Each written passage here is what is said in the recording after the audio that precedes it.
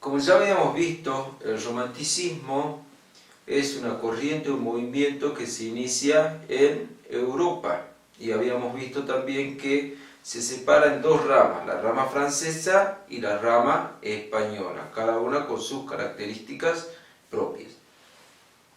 Al Río de la Plata, lo que llega, o el romanticismo que nos llega a esta parte de América, es el romanticismo de corriente francesa.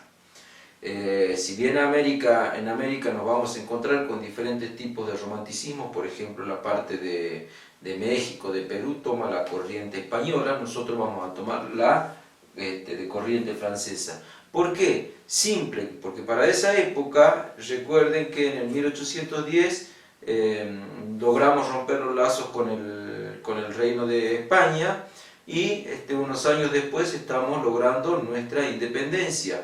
Por ese motivo, no solamente la región o la zona o nuestro país quiere romper lazos políticos y económicos con España, sino también lazos culturales.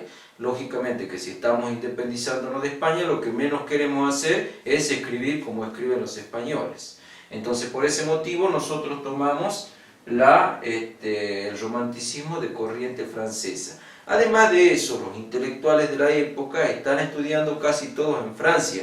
El caso de Sarmiento, el caso de Echeverría, Hernández creo que también, San Martín tiene preparación en Francia, Belgrano tiene preparación en Francia, es decir, todos los próceres que nosotros conocemos, aquellos que están formando la historia en ese momento, están teniendo preparación en Francia. Por lo tanto, todas las ideas que vienen de Francia son las que nosotros las tomamos. Para eso recuerden que hay que contextualizar. Nosotros estamos hablando que el romanticismo surge a finales de 1700, principios de 1800, y a nosotros llega por la década del 20, 30 más o menos, 40, en plena época o años después que se independiza nuestro país de España, ¿sí? Por eso tenemos un romanticismo de corriente francesa.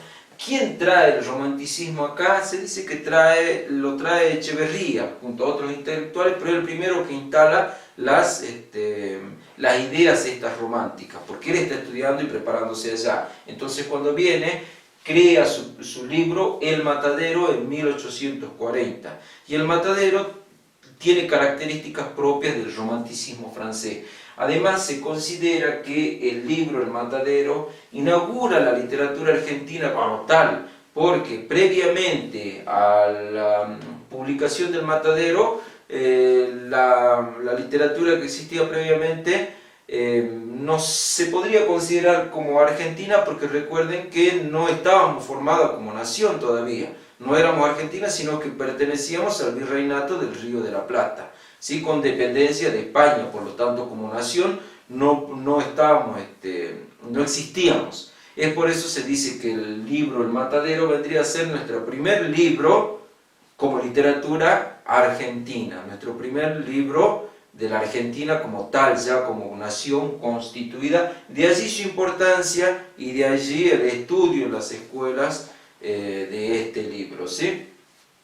El romanticismo del Río de la Plata se presta a esto de la corriente francesa porque tiene un marcado tinte político. ¿Por qué se inmiscuye acá la política en la literatura? Porque justamente estas personas son de acción, ¿sí? Uno puede pelear con la espada o, como decía Sarmiento, puede pelear también con la pluma y con la palabra.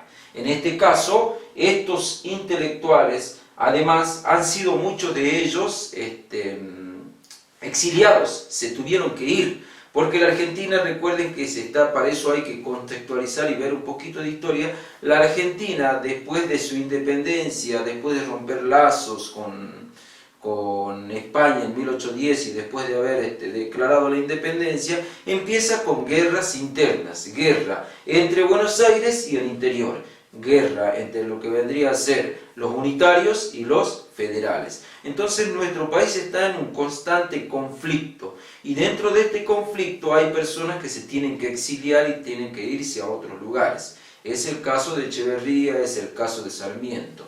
Tienen que irse por su pensamiento porque su vida corre peligro acá. Entonces, a la distancia, ellos tienen sus ideales de libertad, tienen su nostalgia por el pasado, sus ganas de hacer la nación, de pelear por la nación, por la patria, todo eso son ideales románticos.